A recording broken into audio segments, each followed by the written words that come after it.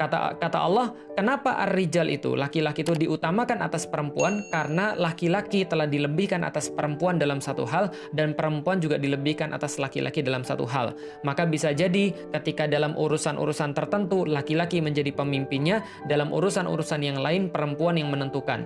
Dan saya baru membahas untuk meyakinkan orang tua sendiri, belum untuk meyakinkan orang tua orang lain. Yang mudah-mudahan sebagiannya akan kita bahas pada sharing kita pada kali ini. Nah, kenapa? Karena awalnya memang kita akan mulai dengan orang tua kita dulu. Andaikan orang tua kita dulu itu tidak bisa menerima kalau kita mau menikah, maka bagaimana orang tua yang lain menerima kita? Kalau seorang laki-laki tidak mampu meyakinkan bapaknya sendiri, bagaimana dia bisa meyakinkan bapaknya orang lain? Nah, itu adalah sederhana pemikirannya. Maka kita sudah bahas ketika berkaitan dengan laki-laki, maka seorang laki-laki harus menunjukkan apapun yang bisa diperbuat oleh ayahnya, maka dia bisa melakukannya. Tanggung jawab, kecerdasan emosional, caranya untuk mengatur harta, dan segala macamnya. Dan itu belum saya bahas kemarin. Yang sedikit akan saya bahas juga berkaitan dengan perempuan. Jadi maksudnya teman-teman sekalian, di dalam Islam itu bukan berarti harta tidak diperhatikan. Kadangkala saya melihat banyak orang yang tidak terlalu membahas atau kurang tepat membahas tentang pernikahan bahwa seolah-olah harta itu tidak penting. Harta itu penting walaupun bukan segala-galanya.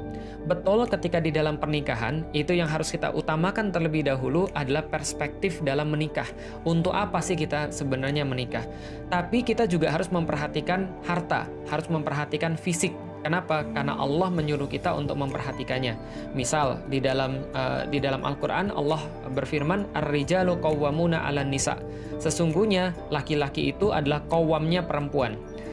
Qawwam ini bukan hanya memimpin, bukan hanya menjadi terdepan, tapi qawwam ini juga artinya pensupport, sebagaimana satu pasak yang mensupport tiang, atau sebagaimana satu tiang yang dijadikan sebagai tempat sandaran. Ini yang dinamakan dengan qawwam. Qawwam artinya adalah tidak henti-hentinya memberikan support, tidak henti-hentinya memberikan dukungan. Kalau seandainya seseorang tuh mau untuk bersandar, dia harus bersandar pada satu tiang yang kuat, dia harus bersandar pada satu tiang yang nggak boleh jatuh. Maka itulah yang dimaksud dengan qawwam bagi laki-laki. Jadi laki-laki bukan hanya pemimpin bagi wanita, bukan hanya dia mengarahkan wanita, tapi dia menjadi sandaran bagi wanita, dia menjadi tempat untuk berharap bagi wanita, dia yang melindungi wanita, dia yang kemudian menjaga, mengayomi, memberikan ketentraman bagi wanita. Karena ar-rijalu qawwamuna 'alan nisa bima fadallallahu ba'dahum 'alal ba'd.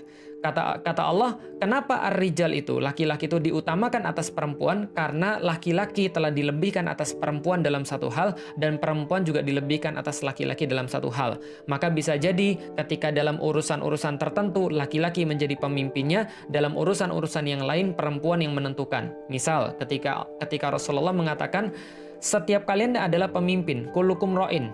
Jadi setiap dari kalian adalah pemimpin dalam urusannya masing-masing. Wa kullukum mas'ulun an ru'iyatihi. Dan setiap daripada kalian yang menjadi pemimpin itu akan diminta pertanggungjawabannya atas apa yang kalian pimpin di situ. Maka seorang perempuan, Rasulullah menjelaskan, adalah pemimpin dalam rumahnya. Maka ibu itu adalah seorang ummu warabatul bait. Dia pengendali daripada rumah tangga. Maka laki-laki adalah ketika dia punya pemimpin atas sesuatu, maka perempuan juga punya kepemimpinan terhadap sesuatu. Nah, ketika Allah jelaskan laki-laki adalah supportnya perempuan, adalah pemimpinnya perempuan, adalah pengarahnya daripada perempuan dalam satu titik, karena dia telah dilebihkan dalam satu titik dan perempuan dilebihkan dalam hal yang lain. Lalu Allah katakan, wa bima anfaqu min amwalihim, dan karena laki-laki itu sudah mengeluarkan sesuatu daripada hartanya.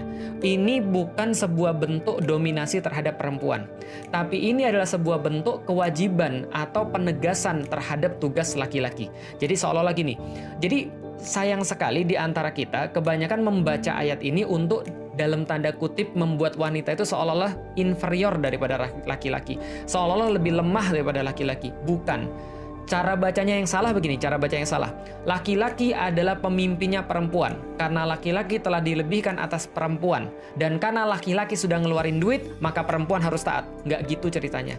Nggak gitu cara bacanya. Tapi yang dimaksud dengan ar-rijalu qawwamuna 'alan nisa, seorang laki-laki, dia adalah penjaga, pelindungnya perempuan. Memberi kenyamanan pada perempuan. Tempat bersandarnya perempuan. Tempat dia untuk mengandalkan sesuatu. Andaikan dunia runtuh, kalau seandainya laki-lakinya tetap di situ. Dia merasa bahwa dia kuat. Kenapa? Karena ar-rijalu qawwamuna 'alan nisa. Itu yang pertama. Lalu kemudian yang berikutnya, karena Allah telah melebihkan laki-laki terhadap wanita dan Allah melebihkan wanita terhadap laki-laki. Ba'dohum 'ala ba'd.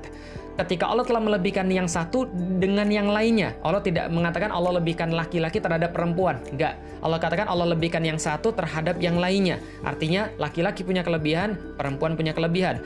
Wa bima anfaqu min amwalihim. Dan terhadap apapun yang telah diberikan oleh laki-laki terhadap perempuan, maksudnya adalah dan karena laki-laki itu wajib untuk memenuhi segala sesuatu yang berkaitan dengan harta dan itu bukan tugas perempuan.